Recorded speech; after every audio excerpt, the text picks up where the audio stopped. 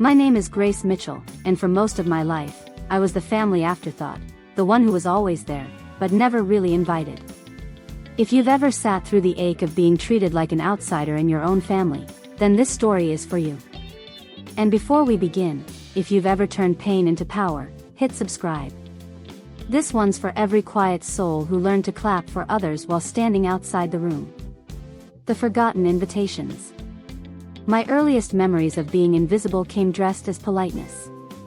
Birthday dinners I didn't hear about until the photos hit Facebook. Family barbecues where my name was an "oops, we forgot." Christmas parties where my cousins exchanged gifts, and someone always said, "Oh no, we thought you weren't coming." Every single time, my mother would say the same thing. "Grace, don't take it personally. You're so independent, we never know what your plans are." But that wasn't the truth. They knew exactly what my plans were, waiting by the phone, hoping to be included. I was the youngest of three, my sister Lily, perfect and adored, my brother Michael, charming and loud, and me, the quiet one who worked hard, kept the peace, and somehow always disappeared in the noise. Growing up, I tried to earn my seat at the table, top grades, scholarships, achievements. Every award I brought home was met with a distracted, "That's nice, honey," before they turned back to Lily's latest engagement or Michael's new promotion. It was like shouting into a void that clapped for everyone else. The final straw. It happened on my 27th birthday. I just moved back to town after finishing my MBA, the first in my family to do so. That morning, I woke up to texts from friends, co-workers, and silence from my family. By evening, I was scrolling through Instagram when I froze. There they were, my entire family, laughing in a photo captioned, "Mitchell Family Dinner, love nights like these." At my favorite restaurant. My birthday restaurant. They hadn't just forgotten me, they'd booked the place I'd chosen every year as a family tradition. I sat staring at the screen, heart pounding, cheeks hot. Not one person had texted. Not one had remembered. Something inside me hardened that night. I didn't cry. Not right away. I just whispered to myself, "They'll remember me when they can't ignore me." And that was the night revenge started, not as rage, but as resolve. Headphone soft hook / subscribe prompt. If you've ever been left out by the people who were supposed to love you most, subscribe. Because this story isn't about staying invisible, it's about what happens when the forgotten one finally steps into the light. The rise. For the next 5 years, I worked harder than I ever had in my life. I poured every ounce of my energy into my startup, a boutique event company called Haven Collective. At first, people laughed at the name. "You're too sentimental," they said. "You can't build a business on emotion." But that's exactly what I did. Haven wasn't just about events, it was about belonging. About creating spaces where people felt seen. I started small, baby showers, local fundraisers, weddings for friends. I learned every role: planner, decorator, caterer, crisis manager. I treated every client like family, because mine never treated me that way. And slowly, word spread. By year 3, I had a staff of 12 and contracts with 3 major hotels. By year 4, we were planning celebrity galas in New York and San Diego. By year 5, I was one of the youngest women in the state to be featured on Forbes' local leaders. From invisible to unforgettable. And yet, none of it felt complete. Because every time I walked into a grand ballroom, all I could think about was that photo. That night. That table I wasn't invited to sit at.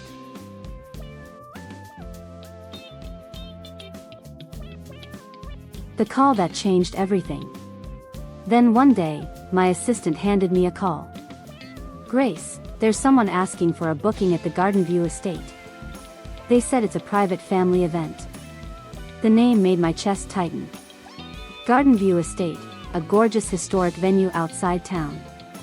The same one my family used for every major celebration: weddings, anniversaries, reunions. "Who's booking?" I asked, already knowing the answer. "A Mrs. Lily Evans," my assistant said. "My sister." I almost laughed. Of course it was. The family that forgot me wanted to host another event, probably another golden anniversary or photo perfect party, and they'd chosen my industry. Tell them I'll call back personally, I said. Because suddenly, I had an idea. A plan so poetic it almost scared me. They'd excluded me from every family event. Now they were about to hold one at a venue that, as of next month, I was buying. Headphone midway hook, dramatic. They never wanted me at their table. So I built my own. And soon, they'd have to sit at mine. The deal. A few weeks earlier, I'd been negotiating with Garden View's aging owner, a lovely woman named Margaret who wanted to retire but didn't trust selling to big corporations. She loved Haven Collective's vision, our focus on heart, memory, and community. We'd been finalizing paperwork, and all that was left was the final payment and press announcement. When Lily's booking request came in, I expedited everything. Within 10 days, the deed was signed. Garden View Estate was mine. That night, I sat alone in my office, holding the keys. I thought about all the birthdays, all the weddings, all the photos I'd never been in. And for the first time in years, I smiled, not bitterly, but with quiet triumph. You wanted me invisible, I whispered. Now you'll have to look right at me. Headphone end hook for part 1. I didn't know it then, but what started as revenge would turn into something far deeper, a lesson in love, power, and what it truly means to belong. Stay with me. White heavy checkmark end of part 1, word count, 1,580. Next up. Part 2, the invitation they didn't expect. In this part, Grace's family plans their event at her venue, not knowing she owns it. She watches, plans, and prepares the perfect reveal, only to discover revenge doesn't feel as good as she imagined.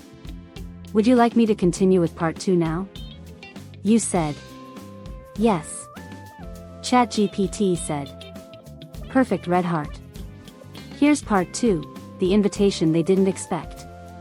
The tension rises, revenge takes shape, secrets tighten, and Grace finally steps into the same room where she once wasn't welcome. Like before, this is first person, cinematic, emotional, and crafted for YouTube long-form storytelling, around 500 plus words. Studio microphone, I was excluded from every family event, until I bought the venue. Part 2, the invitation they didn't expect. Owning Garden View Estate felt surreal. Every chandelier, every polished marble tile, every rose-lined walkway, all of it whispered history. For decades, my family had rented this place to celebrate themselves. Now, I held the keys. Sometimes I'd walk through the ballroom after hours, heels clicking softly against the floor, imagining the echo of laughter that once excluded me. But now, it was quiet. And this time, it was mine. If you've ever dreamed of being the one holding the power instead of begging for an invitation, hit subscribe. Because this is where the tables begin to turn. The booking. A week after I signed the papers, my assistant came in holding a clipboard. Grace, that family event we discussed, the Evans booking, they're ready to finalize. They sent a deposit and menu preferences. My heart thudded. Did they mention the guest list? Yes. Looks like, your parents, your brother Michael, and about 50 others. Some of the names match your emergency contact list from your old file.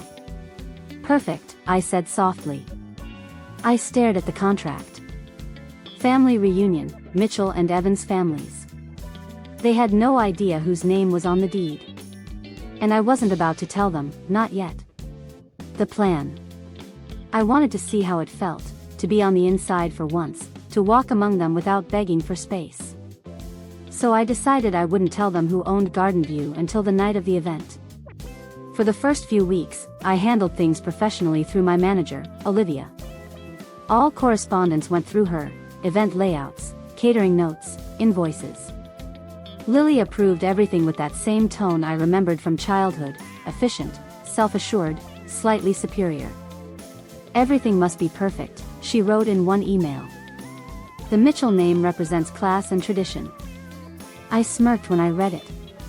Class and tradition, the same words that once justified my exclusion. But this time, I had tradition's address. The memories return. Preparing the venue was oddly emotional. As we polished silverware and hung drapes, memories came flooding back. The time I was 10, sitting in my room while Lily got her sweet 16 party here. The time I was 16, watching from the gate as they celebrated Michael's engagement with fireworks. Every flicker of light, every echo of laughter replayed in my head like ghosts of all the times I wasn't wanted. Now I was the host.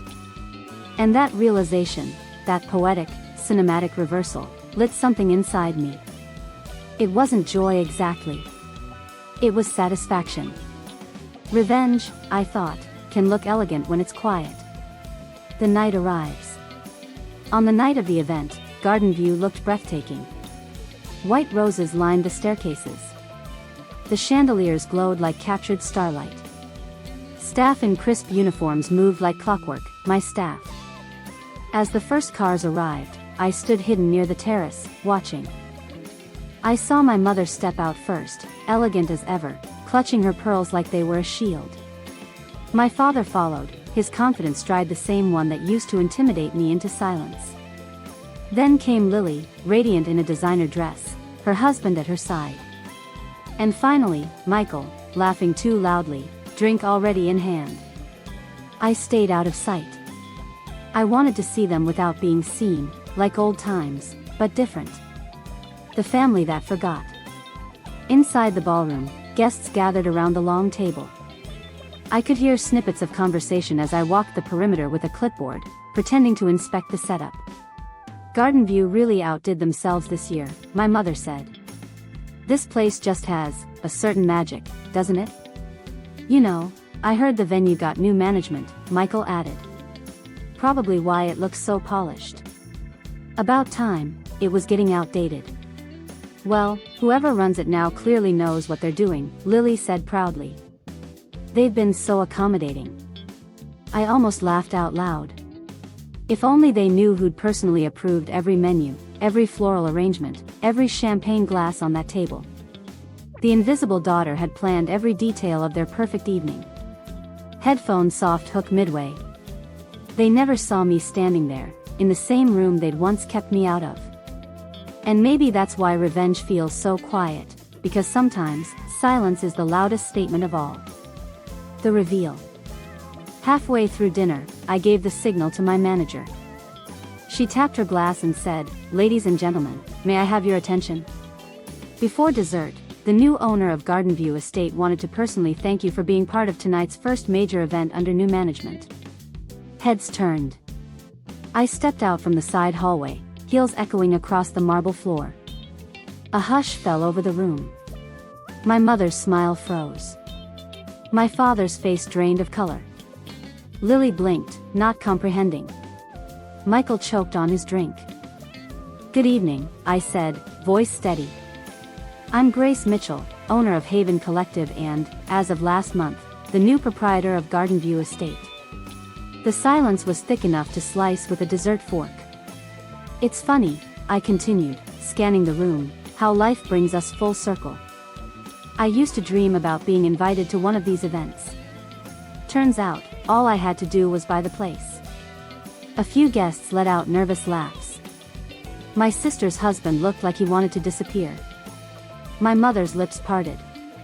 "Grace, what are you doing here?" "Hosting," I said simply. "After all, this is my venue." I turned to the crowd.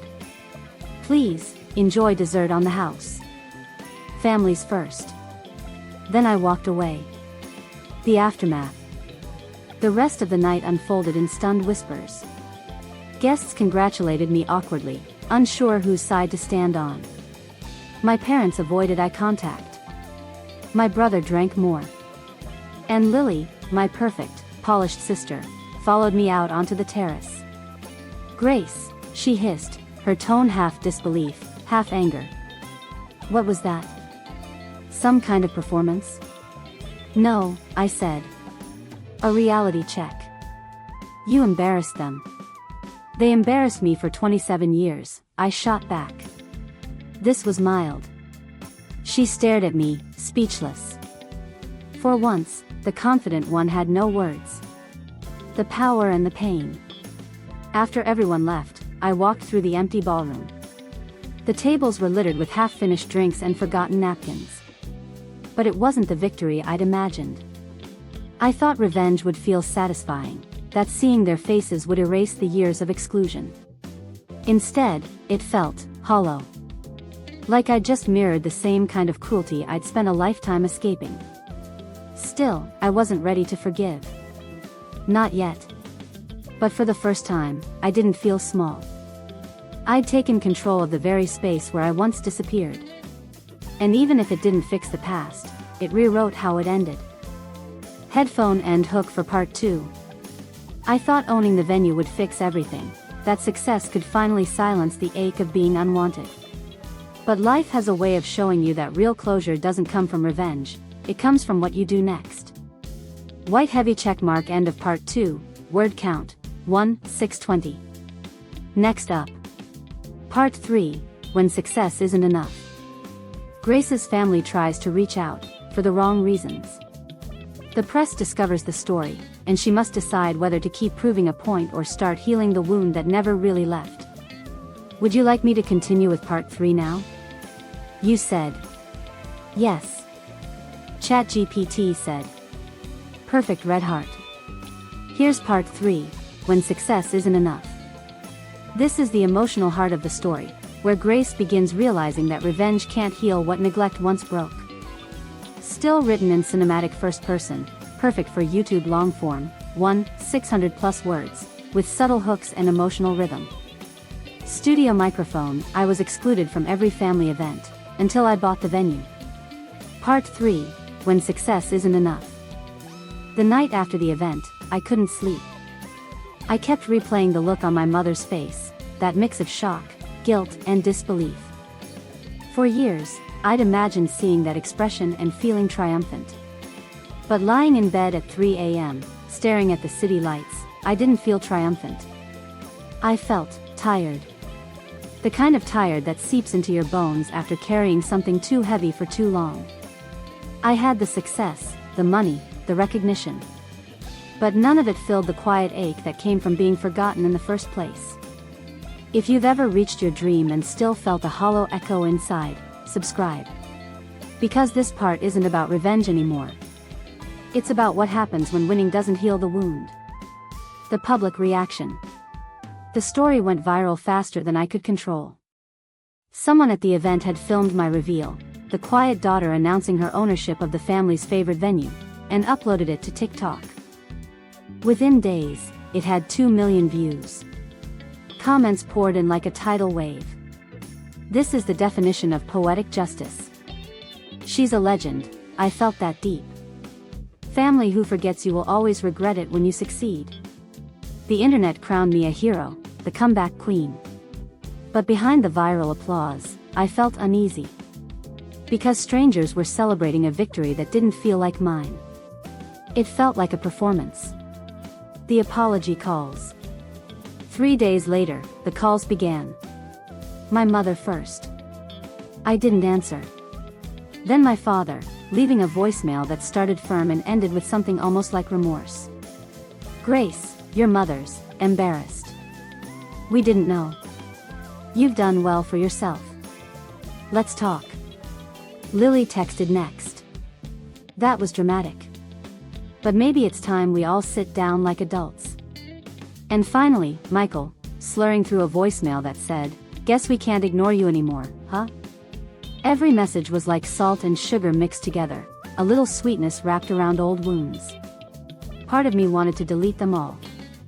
Another part just wanted to be heard properly for once. The interview request. Then came the email from Local Living magazine. They wanted to do a feature, from outcast to owner, how one woman bought the venue that ignored her. At first, I hesitated. But then I thought, maybe this was the chance to tell the truth, not the viral version. Maybe this was my way to reclaim the narrative. So, I agreed. During the interview, the journalist, a kind woman named Diana, asked a question that stuck with me. Grace, you've achieved incredible success. But what did it feel like that night, when you finally stood in front of them? I paused. The easy answer was empowering. The honest answer was empty. It felt like I was winning the wrong game, I said quietly.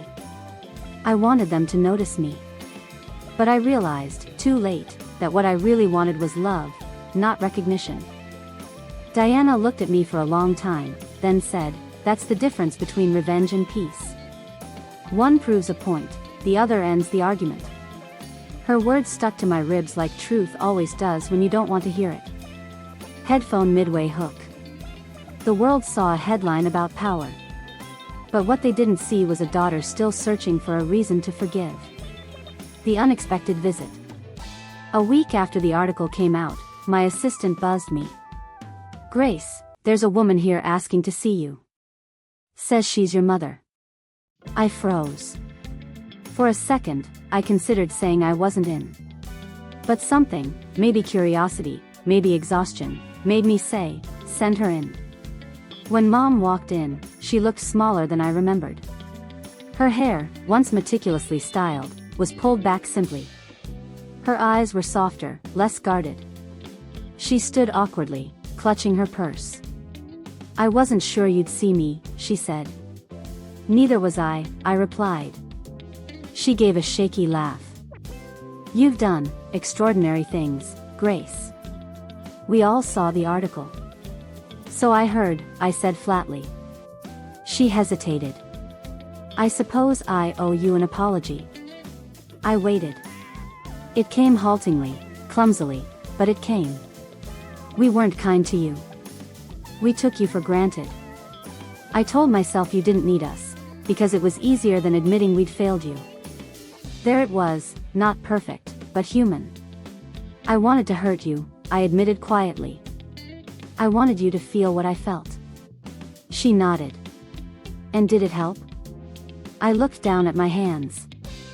For a moment. We stood in silence, two women who'd both used pride as armor. Then she said something I didn't expect. "Lily's baby shower is next month. She wants you there." "We all do." I almost laughed, finally invited, after years of being forgotten. But this time, I wasn't the same girl waiting for permission to belong. "I'll think about it," I said. The reflection. That night, I sat in the ballroom again. The same one where I'd made my grand reveal. But now, instead of gloating, I was thinking about how much energy I'd spent proving myself to people who might never have the capacity to see me. About how success built from pain can still leave you hungry. Revenge, I realized, is loud. Healing is quiet. And I was finally craving quiet. Headphone soft subscribe prompt. If you've ever realized that peace is louder than revenge, subscribe. Because sometimes, the biggest flex isn't proving them wrong, it's outgrowing the need to. The decision. A week later, I went to Lily's baby shower. Not to make a scene, not to prove anything, just to see. The moment I walked in, all eyes turned. Conversation stumbled. My father gave a small nod. Michael raised his glass awkwardly. And my mother, she smiled. It was shaky but real. Lily hugged me first, tentative, careful, like testing the temperature of forgiveness. "I'm glad you came," she whispered. "Me too," I said. And for the first time in decades, I meant it.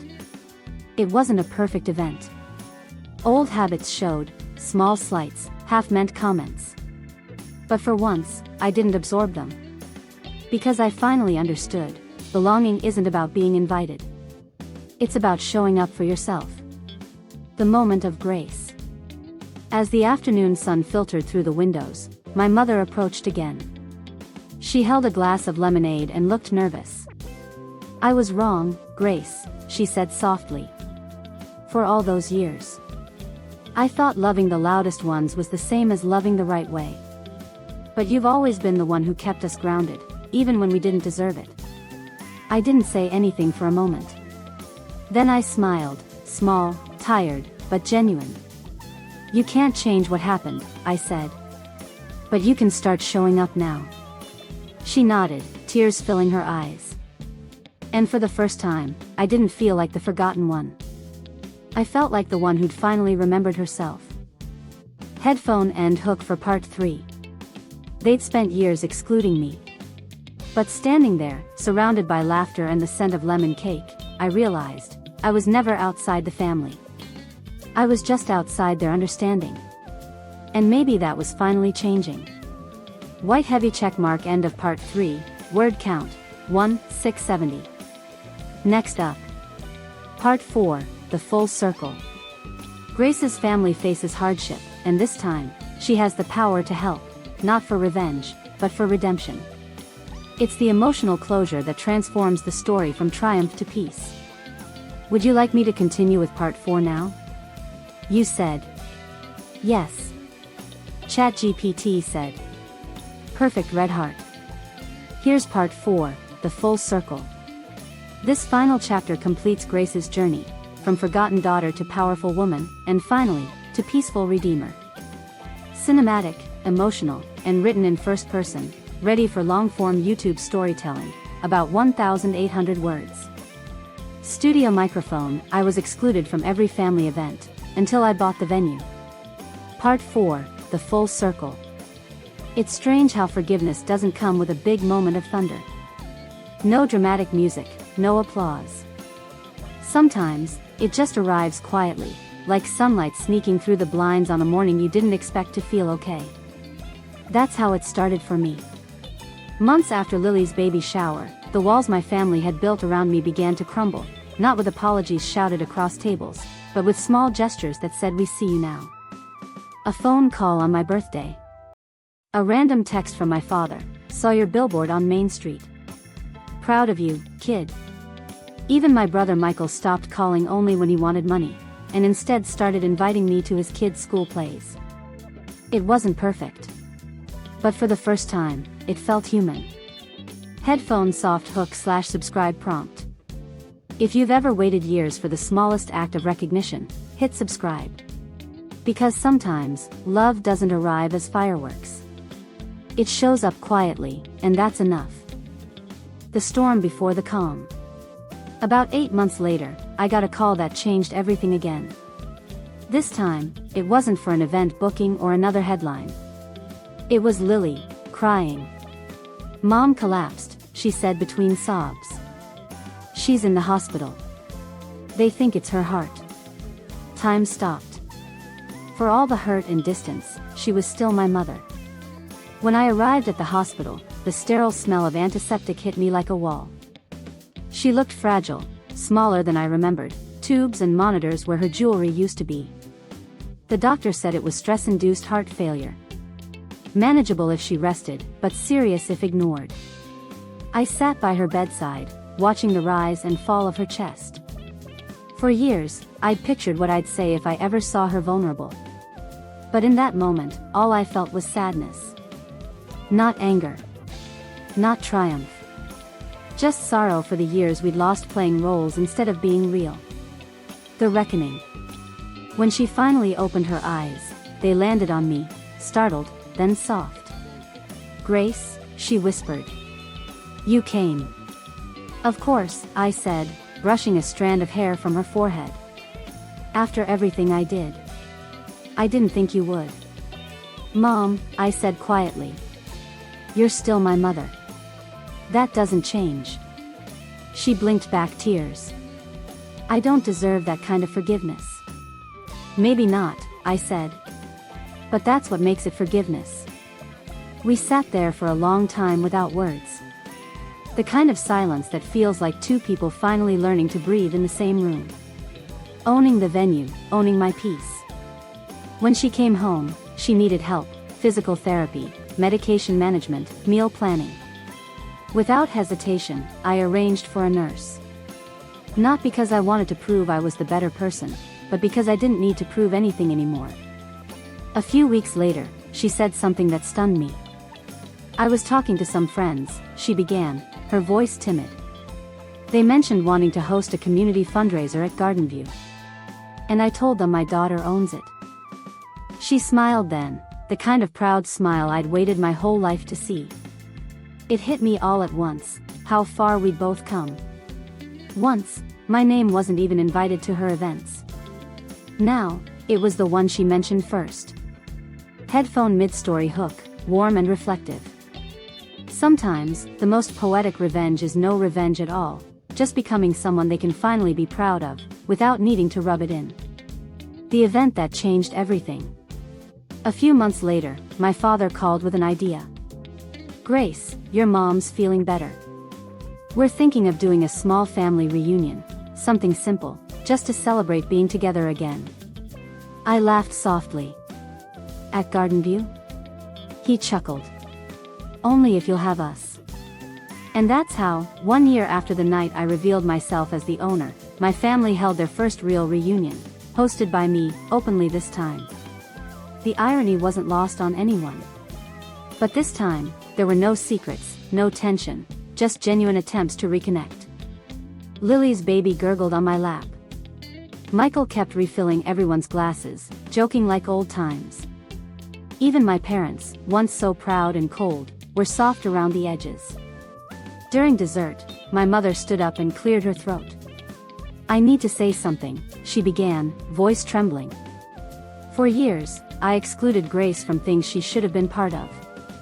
I told myself she didn't need us, that she was better off doing her own thing. But the truth is, we didn't know how to handle someone so strong. It scared us. The room went silent.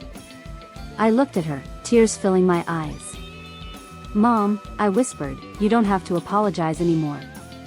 "I do," she insisted. "Because I see now that you were never the outsider. You were the glue." And I broke it. I stood, crossed the room, and hugged her, not out of obligation, but out of peace. "We both broke things," I said. "But we're here now. That's what matters." The room exhaled all at once, like everyone had been holding their breath for years.